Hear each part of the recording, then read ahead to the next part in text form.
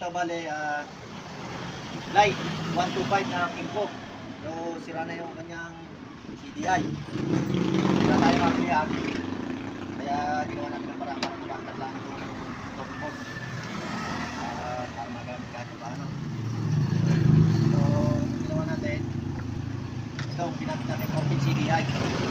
So, pakita mo naman CDI. Ito ang 14 CDI. Ayan.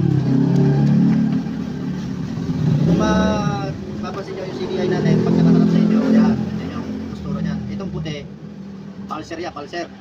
Ito sa pulser yan, galing stator. Ito namang blue, yung sa taas, kanan, pupuntang ignition coil to. Ignition coil. Tapos, itong itim sa baba, accessory wire yan. Lalagyan natin kulay orange sa Kimco. Tapos itong berde yan, na may puti yan, ground. So, ginawa lang natin ng paraan to para mapandar natin yung motor ni Bossing. Bahala tayong maghanap ng kanyang stock na CDI. Para ginawa lang natin ng paraan para lang mapandar natin. So, yun lang guys, sa mga kataga-kim ko dyan. Kung problema nyo yung CDI, ito lang.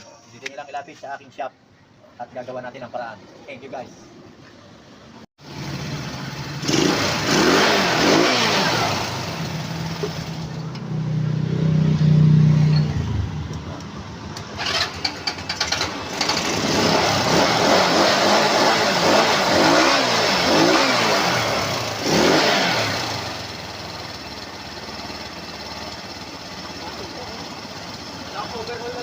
Ha? Top overall na. Kaya boss, top overall na yung motor mo. Ayan o, umuusok na yung kon mo. Ayan o, top overall na yan.